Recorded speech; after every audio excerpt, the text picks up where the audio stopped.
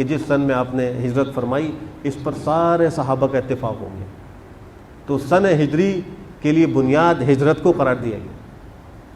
اب یہاں پر ایک چھوٹا سا سوال پیدا ہوتا ہے، اور وہ سوال یہ ہے کہ جو ہجرت تھی، یہ ہجرت تو بڑی کسمہ پرسی میں ہو رہی تھی اور بہت تنگی اور فقر و فاقے کی حالت میں ہو رہی تھی. دشمن سے چھپتے ہوئے جان بچا کر صحابہ کرام وہاں سے نکل رہے تھے، اور آپ نے بھی جب ہجرت فرمائی تو شروع میں 3 دن غار ثور کے اندر روپوش رہے دشمن سے بچنے کے لیے، اور پھر وہاں سے مختلف گمنام راستوں سے ہوتے ہوئے مدینہ منورہ پہنچے، اور اپنے اس سفر کو آپ نے بڑا مخفی رکھا، اگر صدیق اکبر کے علاوہ کسی کو بتلایا بھی نہیں. تو اس حالت میں جو اسلام کی ایک کمزور حالت تھی، اس کو کیوں اسلامی سال کے آغاز کی بنیاد قرار دیا گیا؟ تو اس کا جواب یہ ہے کہ اگرچہ بظاہر یہ ایک مشکل وقت تھا، لیکن یہ آئندہ آنے والی فتوحات اور ایک بہترین اسلامی ریاست کا پیش خیمہ تھا، ایک مقدمہ تھا. جیسا کہ صلح حدیبیہ جب ہوئی تو اس موقع پر بہت سے حضرات صحابہ کرام کو اس پر ایک سوال تھا کہ ہم اتنی دب کر جو صلح کر رہے ہیں، اس کو فتح مبین کہا جا رہا ہے، کیا ہم حق پر نہیں ہیں؟ کیا ہمارا دین برحق نہیں ہے؟ کیا ہمارا نبی برحق نبی نہیں ہے؟ ہم کیوں دب کر اور جھک کر صلح کرتے ہیں؟ حالانکہ یہ صلح فتح مکہ اور اس کے بعد کی فتوحات اور اسلام کی شہرت اور عروج کی ایک بنیاد تھا. قرآن کریم اس کو کہتا ہے انا فتحنا لک فتحا مبینا، اس کو فتح مبین قرار دیا جا رہا ہے کہ اسی کے بعد فتح مکہ ہوا. بالکل اسی طرح ہجرت کے موقع پر اگرچہ مسلمانان عالم جو اس زمانے میں تھے اور صحابہ کرام بڑی تکلیف میں تھے، بڑی ایک مصیبت اور غم کی حالت میں تھے، لیکن ان کی وہ ہجرت جب ہو گئی تو پھر اسلام کے عروج کا آغاز ہوا، اسلام کی ترقی کا آغاز ہوا. جو اسلام پہلے خفیہ طور پر پھیل رہا تھا، اب وہ علی الاعلان پھیلنے لگا، اور اس اسلام کے پھیلنے میں پھر تلوار کی قوت بھی ساتھ آئی جو اب تک ساتھ نہیں تھی. اس ہجرت سے پہلے جو دعوت اسلام کی دی جاتی تھی وہ زبانی ہوتی تھی، قولی ہوتی تھی، بسا اوقات چھپ کر دی جاتی تھی، اور آہستہ آہستہ گھاٹیوں میں، غاروں میں، سفروں میں دوسروں سے چھپ کر دوسروں کو اسلام کی دعوت دی جاتی تھی. لیکن جب ہجرت ہو گئی تو اس کے بعد غزوات کا آغاز ہوا، پھر اسلام کی دعوت بڑی شان و شوکت سے ہوئی. پھر اس کے بعد صاف صاف اعلان کیا گیا یہ اسلام ہے، اس کو قبول کرو، یا جزیہ دو، یہ لڑنے کے لیے سامنے آ جاؤ. اس سے پہلے جزیے کا مطالبہ نہیں تھا، ہجرت سے پہلے سامنے لڑنے کا مطالبہ نہیں تھا، اس لیے کہ حالت ایسی نہیں تھی. لیکن ہجرت کے بعد وہ ترقی شروع ہوئی، مسلمانوں کو ایسی قوت ملی، غنائم ملے، فتوحات نصیب ہوئیں کہ پھر اسلام آگے ہی بڑھتا گیا اور بڑی تیزی کے ساتھ پورے جزیرہ عرب میں وہ پھیل گیا. تو اس لیے ہجرت ایک عظیم نعمت تھی، ایک عظیم انقلاب تھا، اسی کو بنیاد بنایا گیا. اور یہ بھی یاد رکھیے کہ ہجرت صرف ہمارے نبی نے نہیں کی، آپ سے پہلے جتنے انبیاء آئے سب نے ہجرت کی، لیکن ہمارے نبی کی ہجرت جتنی مشہور ہوئی اتنی مشہور کسی اور کی ہجرت نہیں ہوئی. علماء نے یہ بھی لکھا ہے کہ حضرت عیسیٰ علیہ السلام کی ہجرت من الارض الی السماء ہوئی ہے. وہ زمین پر تھے، وہاں ان کو ہجرت کا موقع نہیں ملا، لیکن ان کو زندہ آسمان پر اٹھایا گیا، ان کی ہجرت یہی تھی. حضرت ابراہیم علیہ السلام نے اپنے والد کو چھوڑا، اپنی قوم کو چھوڑا، وہاں سے نکلے، ان کی بھی ہجرت تھی. حضرت یوسف علیہ السلام، حضرت موسیٰ علیہ السلام، جن انبیاء کا تذکرہ ہمیں ملتا ہے سب کے سب نے ہجرت کی، لیکن ہمارے نبی کی جیسی ہجرت تھی، جیسی وہ معروف ہوئی ایسی کوئی اور ہجرت معروف نہیں ہوئی. بہرحال اس کو اسلامی سال کا آغاز قرار دیا گیا. یہاں ضمن یہ بات بھی سمجھ لیجئے کہ اسلامی اور شرعی اعتبار سے ہجرت وہ صرف ترک وطن کا نام نہیں، اپنے وطن کو، اپنے علاقے کو چھوڑنے کا نام ہجرت نہیں، بلکہ ایمان کی حفاظت اور اسلامی احکام کی حفاظت کے لیے خالص اللہ کی خاطر اپنے وطن کے چھوڑنے کو شرعی ہجرت کہا جاتا ہے. لہذا آج جو دوسری ایک اصطلاح ہے جو سیاسی مقاصد کے لیے یا اپنے معاشی مقاصد کے لیے لوگ ترک وطن کرتے ہیں، ان کو تارکین وطن کہا جاتا ہے. یہ درست اور ٹھیک ہے، ان کو ہجرت کے لفظ سے موسوم کرنا یہ ہجرت کے لفظ کے ساتھ ناانصافی ہے. وہ تارک وطن تو ہیں، وہ ہجرت کرنے والے نہیں ہیں، اس لیے کہ ان کا مقصد سیاسی تھا، اپنا وطن چھوڑنے، اپنے وطن کے چھوڑنے میں ان کو کوئی سیاسی فائدہ حاصل کرنا تھا یا کوئی معاشی فائدہ تھا کہ معاش کے لیے اپنے وطن کو چھوڑ کے دوسری جگہ جا رہا ہے، تو اس کو تارک وطن تو کہا جائے گا، لیکن اس کو ہجرت کرنے والا نہیں کہا جائے گا. اب یہ بات تو طے ہو گئی کہ ہجرت کو سن کے آغاز کے لیے مقرر کیا جائے گا. لیکن پھر اس پر دوبارہ مشورہ ہوا کہ 12 مہینوں میں کس مہینے کو سن ہجری کا پہلا مہینہ قرار دیا جائے۔ اس میں بھی صحابہ کرام کی مختلف آراء آئیں۔ ایک رائے یہ آئی کہ رمضان المبارک کو اسلامی سال کا پہلا مہینہ قرار دیا جائے، اس لیے کہ یہ سارے مہینوں کو سردار ہے، افضل الشہور ہے۔ اسی مہینے میں قرآن کریم اللہ نے نصیب فرمایا، اس کو نازل کیا۔ شہر رمضان الذی انزل فیہ القرآن کا اعلان قرآن کریم میں موجود ہے، تو اس لیے اسی مہینے کو پہلا مہینہ قرار دیا جائے۔ دوسری رائے یہ آئی کہ رجب کے مہینے کو پہلا مہینہ قرار دیا جائے، اس لیے کہ اشہر حرم میں ایک وہ مہینہ ہے اور اس مہینے کے اندر قتل و قتال ممنوع تھا، لہذا وہ امن کا مہینہ ہے، اسی سے اسلامی سال کا آغاز ہو جائے۔ تیسری رائے یہ آئی کہ ربیع الاول کا مہینہ، اس کو اسلامی سال کا پہلا مہینہ قرار دیا جائے، اس لیے کہ ربیع الاول میں جناب نبی کریم صلی اللہ تعالیٰ علیہ وسلم کا سفر ہجرت ہوا۔ آپ کے ہجرت کا جو واقعہ تھا سفر کا، وہ اسی مہینے میں ہوا۔ تو جب ہجرت کو اسلامی سال کی بنیاد قرار دیا جا رہا ہے تو اس مہینے کو، جس مہینے میں یہ سفر ہوا، اس کو پہلا مہینہ قرار دیا جائے۔ اور چوتھی رائے یہ آئی کہ محرم الحرام کو پہلا مہینہ قرار دیا جائے۔ اس محرم الحرام کے پہلے مہینہ ہونے پر صحابہ کرام کا اجماع ہو گیا، اور اس وجہ سے ہوا کہ اس کی حرمت پہلے ہی سے موجود تھی، اس کا احترام پہلے ہی سے موجود تھا کہ مکہ مکرمہ میں مشرکین مکہ بھی محرم کے مہینے میں جو 10 محرم کا دن آتا تھا اس میں روزہ رکھا کرتے تھے، اور رمضان المبارک کے روزے کی فرضیت سے پہلے عاشورہ کا روزہ فرض تھا، ایام 20 کے روزے فرض تھے۔ جب رمضان المبارک کے روزوں کی فرضیت ہوئی تو اس کے بعد پھر عاشورہ اور ایام 20 کے روزوں کی فرضیت منسوخ ہو گئی، اب وہ فرض نہیں ہیں، وہ مستحب اور نفل روزے ہیں، ان کے رکھنے پر ثواب ہے، نہ رکھنے پر گناہ کوئی نہیں۔ اور پھر عربوں کے یہاں جاہلیت ہی سے اس مہینے کو بڑا محترم سمجھا جاتا تھا، اس لیے اس مہینے کے سے آغاز کا مشورہ ہوا، اور اس میں ساتھ ساتھ یہ بات بھی ملحوظ تھی کہ اگرچہ پیغمبر کا سفر ہجرت وہ ربیع الاول کے مہینے میں ہوا، لیکن اس سفر کا ارادہ آپ نے محرم میں فرما لیا تھا۔ آپ کا عزم جو اس سفر کا ہوا وہ محرم کے مہینے میں ہوا، اور پھر سفر کے گزرنے کے بعد اس کے آخر ہی میں تیاری ہوئی اور ربیع الاول میں آپ نے یہ سفر اپنا مکمل فرمایا۔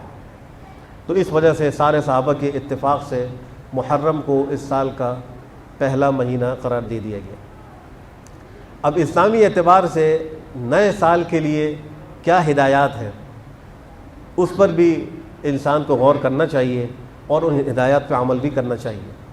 سب سے پہلی ہدایت تو یہ ہے کہ انسان اپنا محاسبہ کرے، حاسبوا قبل ان تحاسبوا، اپنا محاسبہ کرو قبل اس کے کہ تمہارا حساب لیا جائے۔ محاسبہ یہ کرنا ہے کہ ہماری زندگیوں سے ایک سال کم ہو رہا ہے، ہم نے اس سال میں جو گزرا ہے کیا کھویا اور کیا پایا، کیا نیکیاں کی اور کیا گناہ ہوئے۔ اگر اس سال میں اچھے اعمال ہوئے، نیکیاں ہوئیں، تو اللہ کا شکر ادا کیا جائے کہ اللہ تیرا شکر ہے، ان کو قبول فرما۔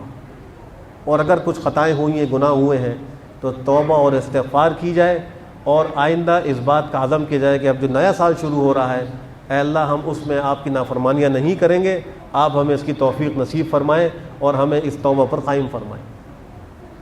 یہ تو پہلی ہدایت ہے۔ دوسری ہدایت، جب بھی نیا مہینہ شروع ہو تو اس مہینے کے آغاز میں چاند کو دیکھتے ہی سرکار دو عالم صلی اللہ تعالیٰ علیہ وآلہ وسلم کیا عمل فرمایا کرتے تھے، اس کو اختیار کرنا چاہیے۔ آپ کا عمل ہے دعا، آپ دعا فرمایا کرتے تھے۔ ایک دعا یہ منقول ہے، اللہم اجعلہ ہلال یمن و برکہ، چاند دیکھ کر آپ فرماتے ہیں اے اللہ اس چاند کو برکت اور نصیب والا ہمارے لیے بنا اور ہمیں اس سے فائدہ اٹھانے کی توفیق نصیب فرما۔ تو یہ دعا آپ کیا کرتے تھے، یہ دعا مانگ لی جائے جب چاند دیکھیں تو پڑھیں اللہم اجعلہ ہلال یمن و برکہ۔ دوسری دعا یہ منقول ہے، اللہم اہلہ علینا بالیمن والایمان والسلامۃ والاسلام والتوفیق لما تحب وترضى ربی وربک اللہ۔ یہ دعا مانگ لی جائے، ان دعاؤں کو یاد بھی کیا جائے، ان کو پڑھا جائے۔ اس محرم کے مہینے کہ آغاز میں بھی پہلا حکم یہی سمجھ لیا جائے کہ جب چاند محرم کا دیکھے تو اس وقت چاند دیکھنے کی جو مصنون دعا ہے اس کو پڑھیں۔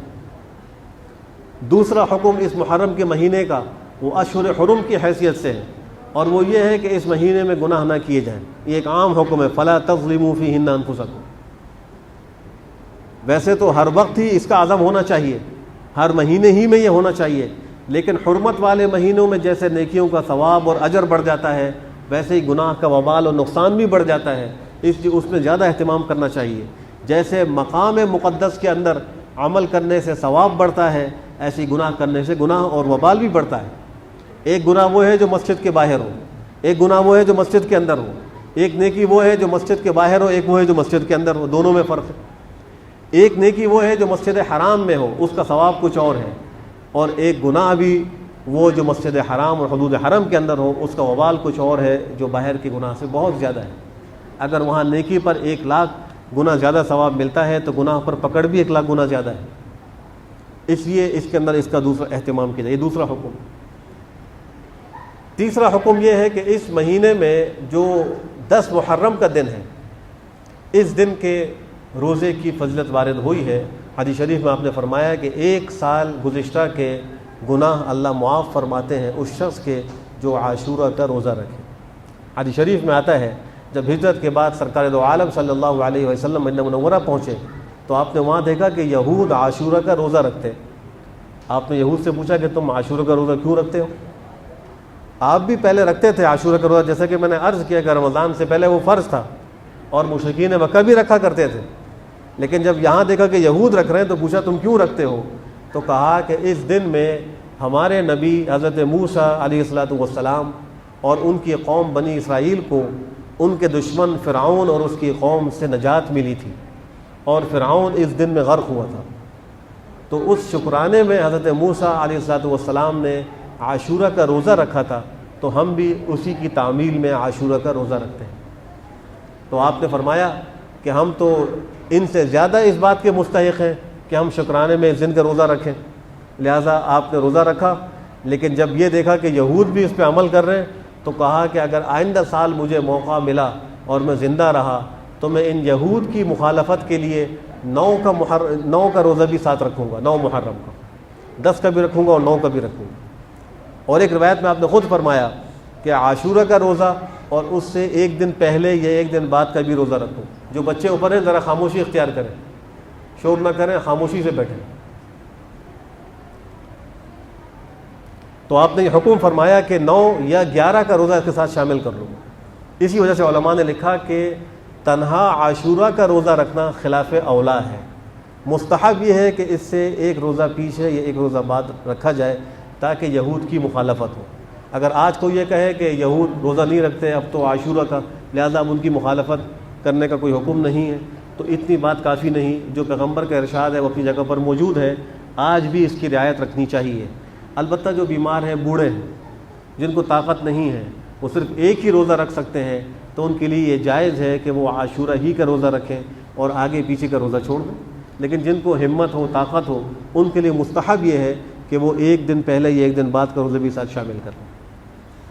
ایک حکم اس مہینے کا یہ ہے کہ عاشورہ کے دن دسترخوان کو اپنے اہل و عیال پر وسیع کرنے سے سال بھر کی روزی کی وسعت کی بشارت دی گئی ہے کہ اللہ اس کے پورے سال کی روزی کو بڑھا دیتے ہیں۔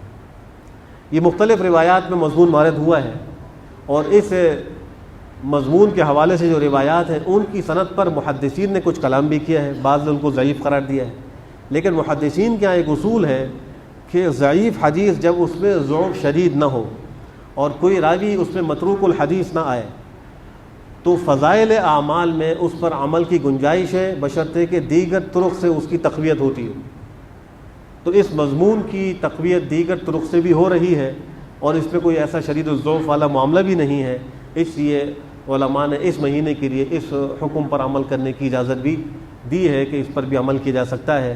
لیکن خالی اس کو اہتمام سے کرنا اور جو روزی کی بندش کا اصل سبب ہے، یعنی اللہ کی نافرمانیاں، ان کو ترک نہ کرنا، یہ طریقہ مناسب نہیں۔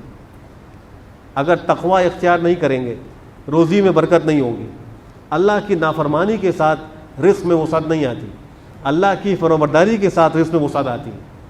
تو گناہ سے بچنے کا بھی اہتمام ہو، اور ساتھ ساتھ اس عمل کو بھی اگر اختیار کر لیا جائے، اور یہ اپنے اہل خانہ کے اعتبار سے، اس میں دعوت کر کے اہل محلہ کو بلانا یا ان کے گھروں میں کھانے بھیجنا وغیرہ وغیرہ، یہ طریقے ٹھیک نہیں ہیں۔ اپنے اہل و عیال پر اپنی چادر کے مطابق اگر وہ وسعت کر لیں تو پھر اس میں کوئی حرج کی بات نہیں ہے۔ امید ہے کہ اس کو یہ سعادت مل جائے گی کہ سال بھر کی اس کی روزی میں اللہ برکت دے دیں گے۔ اب ایک سوال یہاں یہ پیدا ہوتا ہے کہ عاشورہ کا روزہ بھی رکھیں تو دسترخوان کی وسعت کیسے کریں؟ اگر 9 کو بھی رکھ رہے ہیں اور 10 کو بھی روزہ رکھ رہے ہیں اور مغرب کے بعد تو نیا دن شروع ہو جاتا ہے، تو عاشورہ کا جو دن ہے وہ 9 کا دن گزرنے کے بعد غروب آفتاب سے شروع ہو جاتا ہے۔ اسلامی اعتبار سے رات پہلے ہوتی ہے اور دن اس کے بعد ہوتا ہے، تو جو عاشورہ کے دن سے پہلے والی رات ہے وہ بھی عاشورہ ہی میں شمار ہے۔ اگر اس رات میں اہتمام کر لیا جائے یا اس رات میں سامان کا انتظام کر لیا جائے اور پھر عاشورہ کا روزہ رکھ کر عاشورہ کے افطار میں اس کو کھا لیا جائے تو بھی اس فضیلت پر عمل ہو سکتا ہے، اس میں کوئی حرج کی بات نہیں ہے۔ اللہ سبحانہ و تعالی ہم سب کو اس ماہ مبارک کی قدر کی توفیق نصیب فرمائے، اور ہم سب کو اللہ شریعت کے اوپر چلنے کی توفیق نصیب فرمائے۔